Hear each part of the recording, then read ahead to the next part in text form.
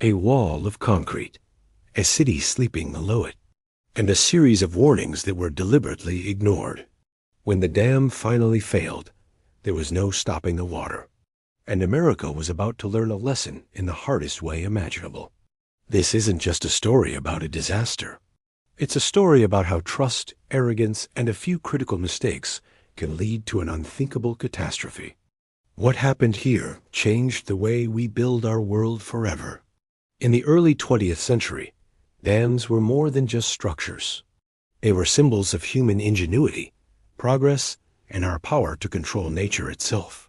We built them to tame wild rivers, to stop devastating floods, and to generate clean electricity that would power a growing nation. For communities across America, a new dam meant jobs, stability, and the promise of a brighter future. Engineers and politicians stood proudly beside these colossal walls of concrete and steel. They trusted their math, their blueprints, and their unwavering confidence. They believed they had thought of everything. But nature doesn't read engineering reports. And water always finds a way. The truth is, a dam doesn't fail overnight. It whispers before it screams. Long before the final collapse, people on the ground noticed things weren't right. Small cracks started appearing in the concrete, spiderwebbing in places they shouldn't be. After heavy rains, leaks that were once minor drips began to flow with more and more intensity. Deep within the structure, sensitive instruments designed to monitor stress were reporting alarming pressure spikes. Local workers, the ones who walked the dam every day, raised concerns. They saw the changes firsthand and knew something was wrong. They tried to report what they saw up the chain of command. But their warnings were often dismissed by engineers and officials miles away in comfortable offices. The concerns were brushed aside as normal settling or insignificant issues. The official verdict came back time and time again. The dam was safe enough, but safe enough for who? And for how long? Then came the storm. For days, the weather was relentless. Rain fell in sheets, an amount that forecasts had called extreme, but possible. The reservoir behind the dam began to rise at a terrifying speed. Water levels climbed higher and higher, inching toward the top of the wall. The spillways, which were designed to release excess water safely, were overwhelmed. They just couldn't keep up with the sheer volume of the incoming flood. Inside the dam, the pressure was building to an unimaginable degree. The concrete and steel groaned under a strain it was never designed to handle. And then it happened. There was no Hollywood-style explosion, no dramatic booming sound that echoed for miles. In the eerie quiet of the storm, a section of the dam simply gave way. It crumbled silently and completely. The moment the dam was breached, the laws of physics took over. Millions of tons of water, held back for years, were suddenly unleashed. It wasn't a flood. It was a moving wall of liquid energy. It surged down the valley with unstoppable force, a wave traveling faster than anyone could run. Entire neighborhoods were swallowed in minutes. The water didn't just flood homes. It obliterated them. It picked up cars, trees, and debris, turning them into battering rams.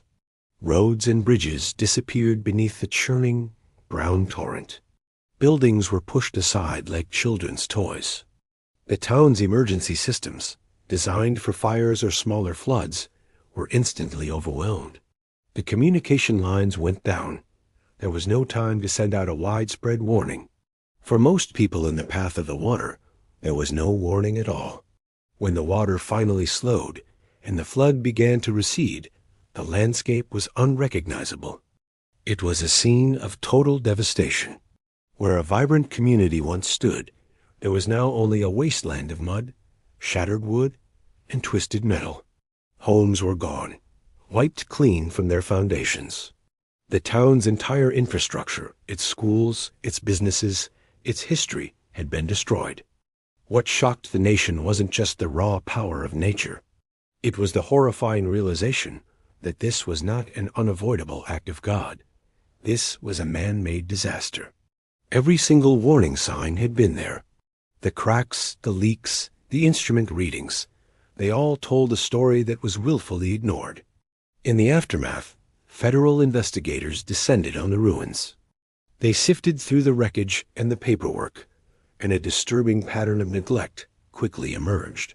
They found that critical safety data had been intentionally downplayed or altered to avoid raising alarm. Essential maintenance and repairs had been delayed again and again to save money. Cost-cutting had been prioritized over safety at nearly every turn. The final report was damning. The failure wasn't sudden. It wasn't a surprise. It was a disaster designed by years of neglect, arrogance, and a culture that valued budget sheets more than human lives. The people in charge had gambled with the community's safety, and they had lost. Out of the ashes of this tragedy, everything about dam safety in America changed. The disaster served as a brutal wake-up call for the entire engineering profession and for the government. New, strict laws were passed almost immediately. Mandatory, independent dam inspections became the national standard. Federal oversight was dramatically expanded, taking control away from purely local or private interests. Most importantly, every dam was now required to have a detailed, tested emergency action plan.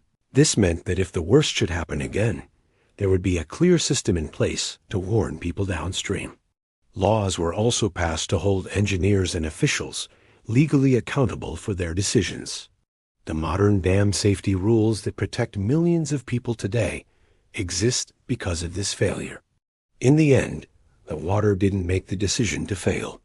The concrete didn't choose to break. People did. The choices made in boardrooms, the warnings that were ignored, and the corners that were cut, those were the real causes.